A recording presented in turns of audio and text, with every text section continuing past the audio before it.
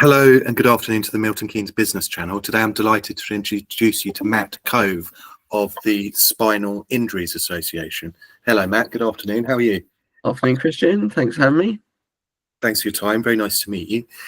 So as part of the theme of the channel, we like to bring on leading businesses in Milton Keynes.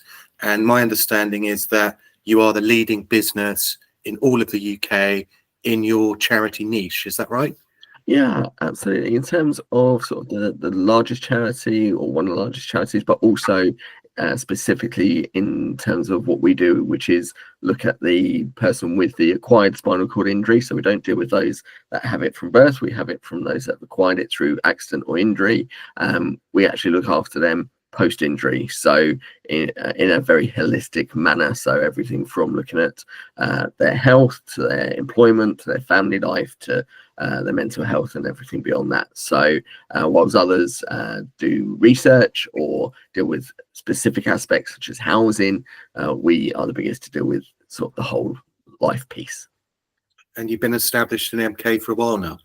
We have, so we're 20 years or just over in Milton Keynes. We sit on community foundation land, which was a brilliant, a very unique thing to Milton Keynes to be able to do in Oldbrook. So we're not too far from the city centre and the thriving business community there, not too far from Bletchley either, Wolverton, all the general aspects. And we're actually over 50 years old as an association, founded by a lady called Baroness Masham, who herself was in Stoke Mandeville with a spinal cord injury, and realized that when she came out, she was in a very privileged position to be able to have carers and support. But that wasn't the norm. The norm was you would stay there in hospital, and in most cases, die from the condition because you would be treated just for the spinal cord injury, not for necessarily other things, or you would be put in a care home with elderly persons, and if you're a 30-year-old who had a car crash at that time or fell off a horse or whatever it may be, it's not the life for you. That's not the life you were expecting to live. So what we do is ensure that anyone post-injury is given a brief and given the support to live their most fulfilled life after injury. So we're trying to be that sort of guiding light for them to ensure that they can get back to doing what they really want to do within the context of the new way of living. And you have quite a few people working for you in MK now? We do. So we've got 81 full-time, 81 staff. That's sort of 60 full-time equivalent. That's grown nearly 50% in the sort of 2 or 3 years that I've been here. So we're on a real trajectory of growth. That's part of our 7-year strategy that we've just put in up to 2030. So we're just coming to the end of year 2 of that strategy, and we're ahead of the game as far as we can see. We're going to do some official reviews on that to make sure that both financially and obviously in terms of impact we're hitting the base notes we need to be, but it's looking really positive for that, and that's at a time when we started the strategy, the NHS estimation was 50,000 people living with spinal cord injury, and we had about 12,000 members with spinal cord injury that we had. So we wanted to double our members to effectively deal with 50% of those that we knew of could have a spinal cord injury. Last year, NHS, along with the spinal cord charities, looked at all the data and actually revised that up, that there's now 105,000 people living with a spinal cord injury in the UK and about 4,000 newly injured people every year. So that means every 2 hours. So, it means that halfway through your working day, 2 more people have a spinal cord injury. You go to a football match, by the time you come back home, someone else has acquired a spinal cord injury. So we're seeing a lot more of that. And what we're seeing different to when we first started, where it was very much accidents, you could split it to boys with cars, girls with women with horses, or some kind of real traumatic injury. Now we're seeing that people live a lot longer. So we're not seeing, although we are still seeing some traumatic injury, because cars are safer, so is riding and hobbies, things like that. We're actually seeing a lot more through illness. So something called cord Requiner syndrome, which affects the lower extremities of the spinal cord and affects the sort of lower half of your body, including mobility and other aspects. We're seeing a lot more of that, big rise in that. We're also seeing a big rise in things like spinal cord injury being a secondary issue to dementia or cancers, where we're seeing slips, trips and falls, or spinal tumours that are then affecting the spinal cord, and they're having to be treated for both conditions. So it's really changed, and we've had to adapt as an organisation to deal with that. And we've got a fantastic clinical team that are out in the region supporting them, as well as a fantastic support network that can be there to be the first person that a newly injured person can see. They'll see someone like them with a spinal cord injury who's been through that trauma, been through that process, and can help answer those questions that without the need to explain the injury. And that's one of the big things about what we do in our sort of outreach side, is just having that absolute instance where you're not having to explain yourself, you're just being you at all those times. And what's the full scope of the support services that you offer? Yeah, so we offer what we call community network support. That's like peer support, where we have someone with spinal cord injury go into their medical setting or their home and give advice and guidance on whatever aspect that may be. It might be health, it might be planning families, it might be doing anything around the workplace, or adaptations to home required funding, things like that. We've got a clinical service which includes nurses, occupational therapists and physiotherapists. So they go in, they all speak to the members, they do assessments on the members, they provide what we call emergency care passports, and that's basically a document that helps the patient self-advocate for themselves in non-specialist settings. So we've got a fantastic hospital in Milton Keynes here, MK University Hospital. We've trained their staff in their emergency settings to be able to deal with people with spinal cord injuries, because you need to be moving them in the right way, dealing with their internal movements, bladder and bowel, things like that, in the right way. And that's a really forward-thinking hospital that's done that. But not every hospital has that specialist training. So what we have to do is write these passports to allow the member to self-advocate for their care and how they should be taken care of, because a lot of the time they could be left in an nappy to their own devices. That causes everything from sores, which could be life-threatening, to other aspects in there to do with again, life-threatening conditions to do with their internal workings. That is the way it is once you acquire a spinal cord injury. So it's all those kind of things we try and deal with. We also have a counselling team that we've established since lockdown.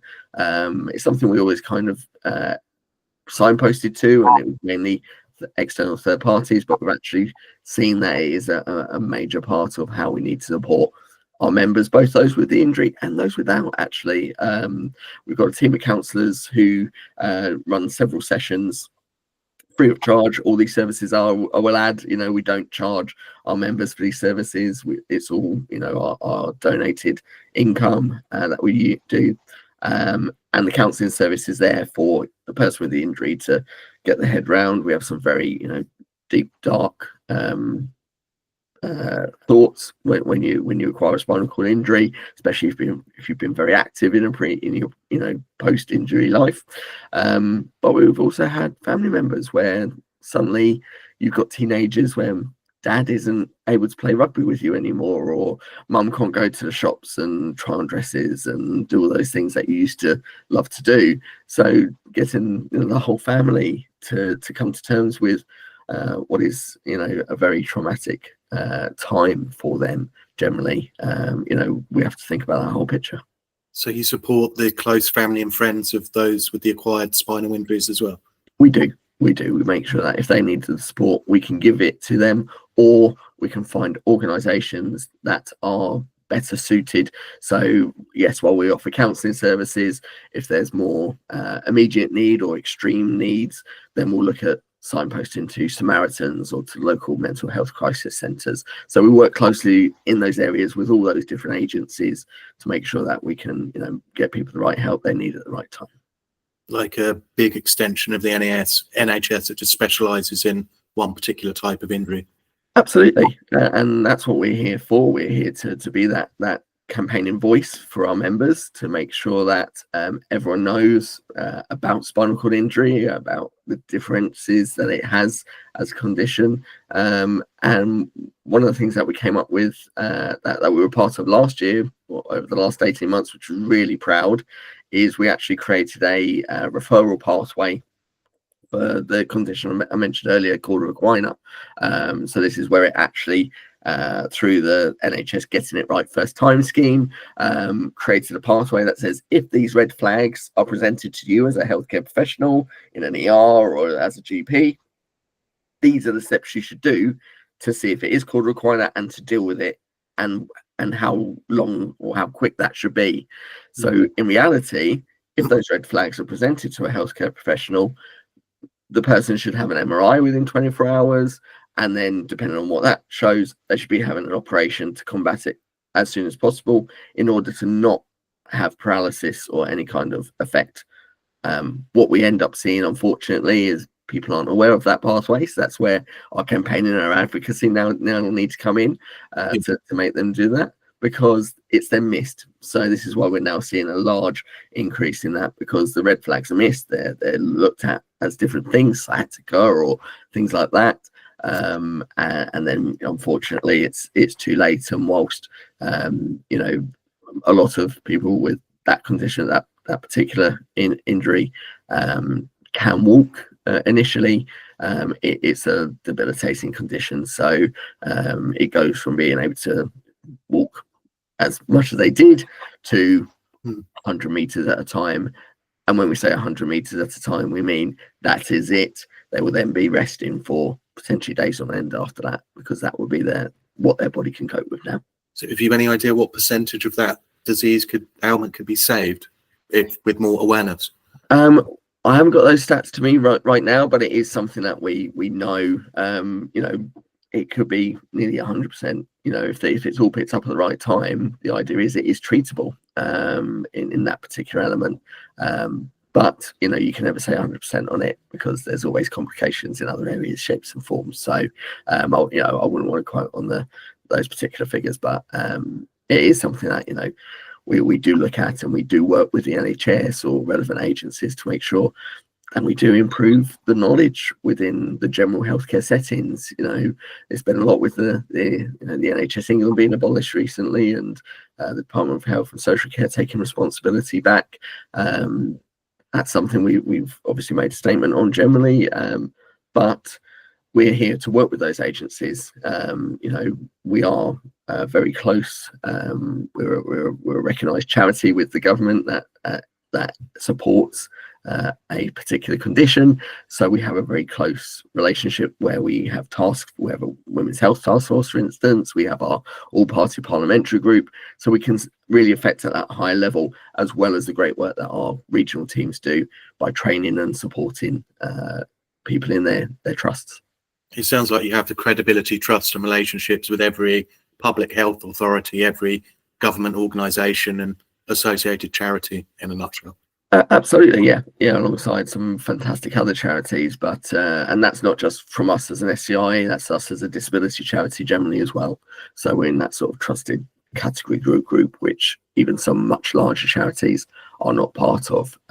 So as I say, the campaigning work is just as important to us as what we do with our members directly, because we need people who don't have the injury to be able to advocate on our behalf. I need the business community to go out there and sign our women's health petition, so that people, women with a spinal cord injury, aren't refused mammograms, a basic human right. The cancers are being missed because to get to the equipment is not suited for people in wheelchairs or with spinal cord injuries. And that's not, it is, as I say, it's not just spinal cord injuries, it's other disabilities as well, potentially. But these are the basics. And these are things that could easily be corrected through investment, very modest investment at times, but things that we need to keep talking about. So as I say, if you go on a website, there's a women's health petition there. We need to get to 10,000 signatures to get it talked about. We're about just coming up to 3,000 at the moment, and that goes on for another few months. So I'd urge anyone in the Milton Keynes vicinity who hear this to go on that petition, sign it. It's a government petition. It's on their website as well. You can go to the .gov portal for that, and help us get it heard, really. Yeah, we'll put all the links in the description. So not just for local businesses, but businesses around the UK, what sort of opportunities are there in terms of sponsorships, investments, donations, events? What sort of do you have in terms of options and opportunities for businesses to help you and perhaps raise their own awareness a little bit at the same time? Absolutely. So from if we go from the top down, as such, we've got our large national events that we do. So we have 2 large fundraising dinners each year in London and Manchester. We have which we moved to Milton Keynes last year, a 2-day conference for healthcare professionals and those in the industry, called Rebuilding Lives, and that's a 2-day conference. So there's lots of opportunities there. If you're in the industry, if you want you to be seen by the industry, with your care company, lawyers, or any kind of healthcare product or service, you can come to us, sponsor, be a part of that, exhibit, etc. They're the big opportunities there. And then going down to the more regional opportunities, we're just developing, and that's part of my role at Spinal Injuries Association, regional fundraising groups. So we're looking for volunteers both from our membership and beyond, linking with businesses in those areas to raise funds and awareness for SIA and spinal cord injuries. So we're using Milton Keynes as our test bed for that. So we've had a fantastic networking event back in February, where we had a number of businesses that were more known to us or known to individuals come along and just have an informal chat with us about what they could do, how they could get involved, what we're about as a charity, because we've hidden ourselves under a bushel a little bit as a charity, although we've been here 20 years in Milton Keynes. We've very much focused on the members and not on actually what we do in Milton Keynes. So we're looking to change that, and as I say, sort of creating a fundraising group of volunteers in MK, linking that to the corporate community so they can get involved on a regular or an ad hoc basis. So whether it's charity of the year for your office, or you want to do a run, or we're doing a new initiative called Share a Pie for SCI in May, which could be a fun way in the office just to come together and raise awareness and some funds as well. So lots of things to do there, and then in return you get not only the brand awareness around the spinal cord injury community, you obviously get fantastic CSR benefits there generally. As a business, and our thanks and our members' thanks, really. They are so grateful, and when we get our sponsors and our partners down to our community groups, which we can do to see their money in action, it is amazing sort of the stories we hear, and just the basics of being in a group where they don't have to explain their injury, they just are there to chat. Okay, they chat about the things that might be affected by the injury, but they're just there as people, and it's fantastic. And what are some of the numbers of your success stories, like how much you've raised and how many people you've helped, and have any? Yeah, so in terms of our last year, we managed to look in the last financial year that ended in April last year, April 2024. We delivered over 1,400 support sessions. That's our support network team. That's on top of our 30+ groups that we have that operate on a monthly basis. We had 1,300 people supported by our advocacy team. So that's making sure that people are getting the right funding and the right support they need in their home or workplace. We had 1,200 clinical support sessions. So that's our nurses, our OTs, our physios going out and there. So you're talking about 5,000 people that we look at between a team of less than 20 people. So that's a large amount of number. And that's not looking at our counselling service, which was another 100 people that we've managed and supported over time, and that's grown this year as well. You'll see some larger numbers with that, hopefully. And then our support line, which runs between 10 till 4 Monday to Friday, that people can ring. And again, that's another sort of 1,200 plus people that we support, but it crosses over immensely. Although we've said we've got the 105,000 people acquired, but even when people make donations, we come across stories of people that have been lost to spinal cord injury or in later life, of great things that have happened in spite of a spinal cord injury, where people have gone on to do challenges and things like that.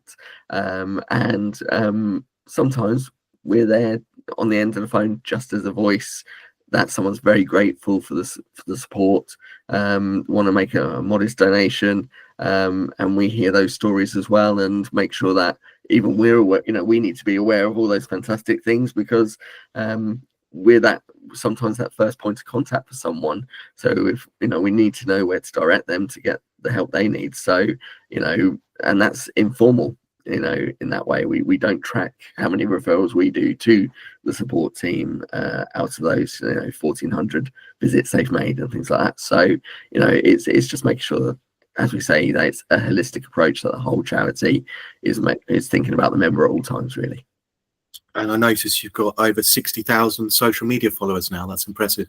Yes, yeah. So we've grown the sort of Facebook and Instagram, especially. We've got the benefit of some fantastic ambassadors that we work with at the charity. So Jonathan Goodwin and Amanda Abingdon. You would have seen Amanda on Strictly last year. We've also got Martin Hibbert, who was sadly with his daughter, two of the closest surviving people from the Ariana Grande arena bombings in Manchester. So Martin's very much around our campaign side about safety and venue safety, and now rights for those with disabled persons.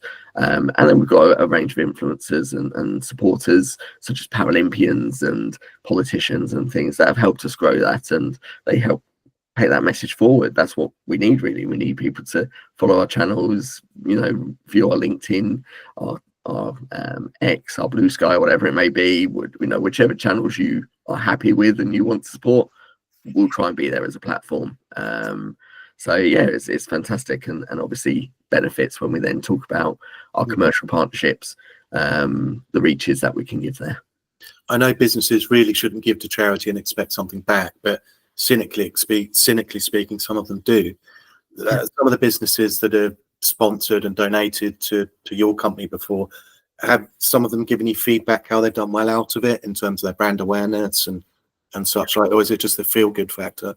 No, I think it's at our sort of higher levels, our sort of trusted partners and our supporter levels. Absolutely, it's about those two-way streets. They support us. We have legal partners, so they support us, and part of that is if someone needs legal advice in their area, we will direct them to the relevant legal partner in that area. Now, that's not to say that's the primary reason for those partnerships, but obviously that's what the business will be looking for. They'll be looking for referrals, they'll be looking for numbers that make the investment worthwhile and things like that.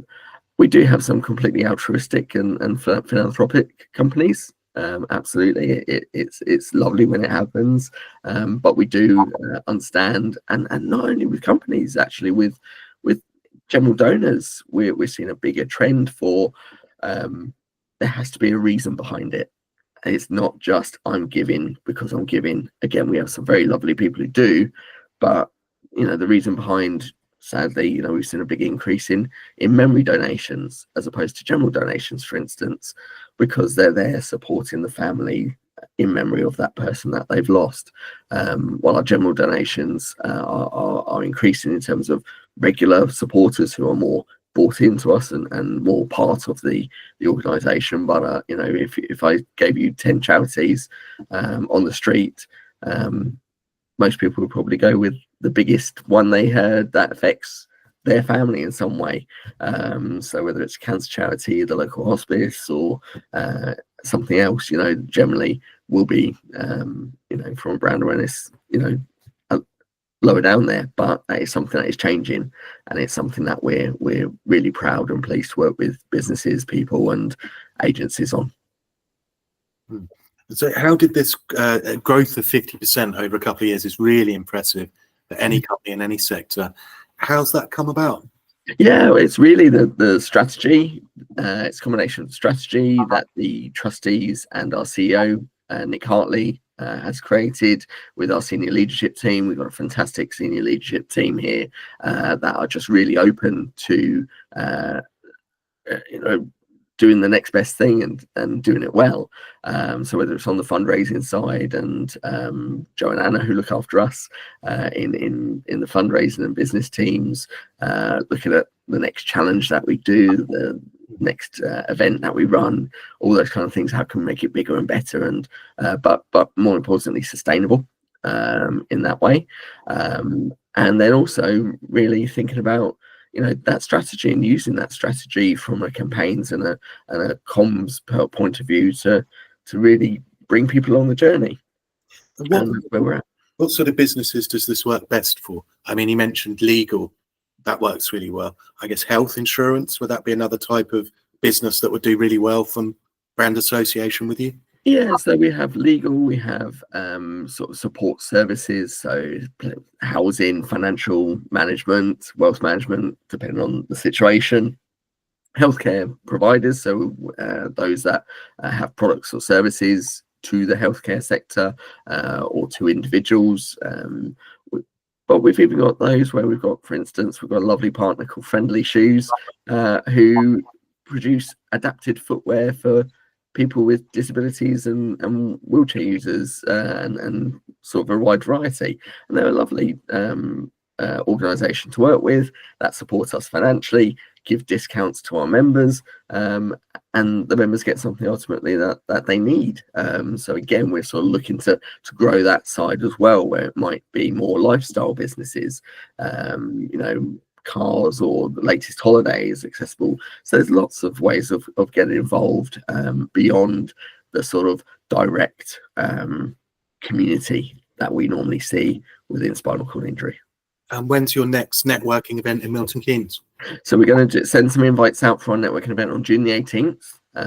We're just going to start planning that in the next week and sending some LinkedIn invites out. So you'll be on our invite list, Christian, to come on down and learn more about us. And that'll be at SAA House as well. So it'll be a great opportunity to come see the building, come see what we're about, meet some of not only the fundraising team, we also bring our academy team who do our training and development side, which we haven't really touched a lot on, but that's a massive growing part.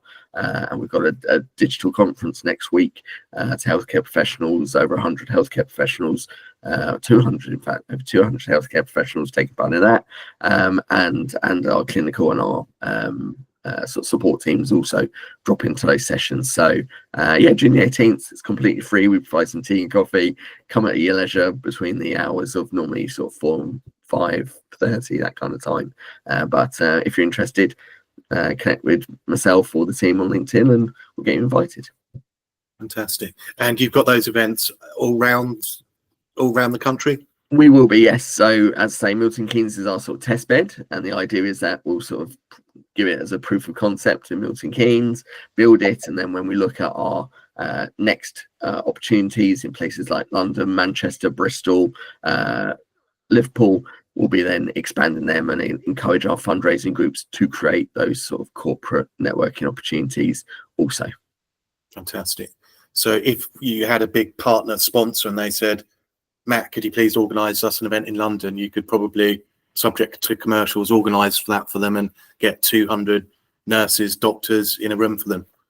Yeah, well, we'd certainly discuss it, absolutely. But as I say, we'd rather work with them rather than to do it for them. Where actually we work together to do that. So we're just about to launch a really interesting women's health lunch in conjunction with one of our supporters, where actually we're working together on the invites, on the format, on what that looks like, because again, you're then getting the buy-in of the organisation and the community around you, rather than it just being another event you're pushing. So that's what we want to get to with these more local fundraising events, of our fundraising volunteers will run bake sales, jumble sales, Christmas fairs, which we had one in Milton Keynes in December, which was fantastic, and involved 20 local craft businesses coming in, and everything from pizza to jewelry to cushions and clothing and hair dressing and beyond.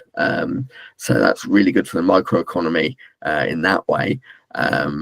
What we want to do is then take that on to the macroeconomy in those regional areas. So your law firms, your bigger companies that have support locally, and we as I say, we've done it in Milton Keynes. We've invited companies like PJ Care and Shoesmiths and all those that are based locally, that we know are not necessarily, some of them are directly like those, others, like we've got friends at places like Brioche Pasquier and John Lewis and areas you wouldn't think relevant to us, but actually they're just companies with real good community support and ethoses. So that's what we'll be looking to replicate across the regions, is tying in our fantastic volunteers with fantastic companies that want to support people in their local area, and then we can feed them back the stories of how our support network and our clinical teams in those areas have been supported by that money raised.